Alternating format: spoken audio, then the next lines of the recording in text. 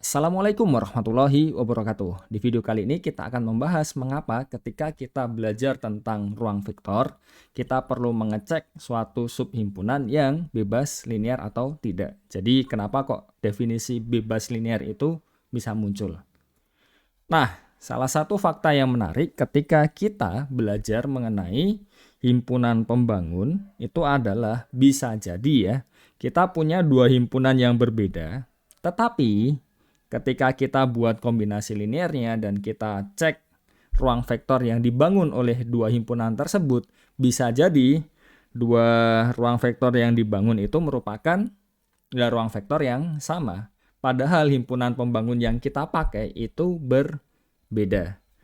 Contohnya bagaimana? Misalkan kita punya ini, jadi bisa dicek dari sini ya. Kalau ini kan sudah jelas. Jadi yang dibangun oleh ini tiga vektor ini 100, 010 dan 001 dia akan menjadi R3 dan ya ini sangat jelas kenapa? Karena kalau kita punya ini ya ABC ya kan akan sama dengan A dikali 100 ditambah B dikali 010 dan ditambah C kali 001 kan. Jadi kita bisa cek di sini R3 itu subset dari span yang sini ya. Nah, di sisi lain kita bisa melihat yang sebelumnya. Kita kan sudah bisa menunjukkan kalau kita punya vektor sebarang nanti kan akan menjadi sesuatu kali 111, bisa cek di video sebelumnya ya. Jadi kita bisa menemukan alfa 1, alfa 2, dan alfa 3 sedemikian hingga nah dia akan menjadi ya alfa 4-nya ini kita ambil 0 ya. Jadi kan sama saja kan 0 dikali ini 011.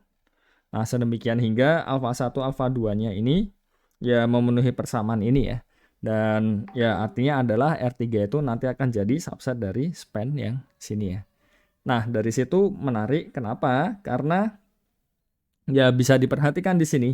Yang satu ini ada 4 buah vektor di dalamnya. Yang dua, yang kedua ini ada 3 saja kan. Dan bisa dilihat di situ meskipun ya kalau kita himpun ya dihimpun yang kiri ini dan yang kanan itu himpunannya berbeda, tetapi ruang vektor yang dibangun itu adalah ruang vektor yang sama kan. Tapi yang satu ya butuh 4, satunya butuh 3 kan. Nah, kalau misalkan 3 saja cukup, ya kenapa harus 4 kan? Pertanyaannya kan seperti itu kan. Dan secara umum kalau kita punya suatu ruang vektor, terus ya bagaimana caranya kan kita ingin himpunan pembangun itu ya subsetnya atau ini ya jadi isinya kardinalitasnya atau banyak elemennya itu sedikit mungkin. Nah itu arahnya kan.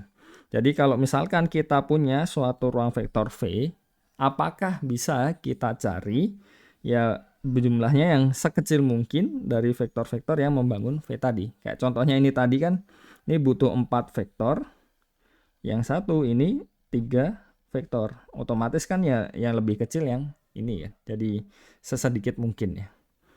Nah, contoh lain untuk memberi gambaran ya. Jadi di sini kita punya ruang vektor R3 atas lapangan R dan kita punya dua buah himpunan di sini ya. Jadi yang ini tadi kita punya span dari S itu jadi R3 dan yang bawah kita punya apa? Span-nya itu ternyata ya dia subset sejati dari R3 dan tidak akan menjadi R3. Dan kalau kita perhatikan secara lebih detail lagi di situ, nah di S ini ya kan kita bisa lihat tidak ada elemen yang dapat dinyatakan dalam kombinasi linear kedua vektor sisanya. Tetapi ketika kita cek yang bagian T, ternyata yang T itu ada. Jadi ada satu elemen, sebut saja ini yang 001 ini, ternyata dia dapat dinyatakan dalam kombinasi linear dua vektor sisanya. Jadi artinya apa? Kalau misalkan kita punya kombinasi linear dari misalkan kita punya ini adalah V1, misalkan ini V2, terus ini V3, terus kita punya bentuk kombinasi linearnya alfa 1 V1 ditambah alfa 2 V2 ditambah alfa 3 V3. Nah, padahal di satu sisi V3-nya ini dapat dinyatakan dalam kombinasi linear dua vektor yang lain.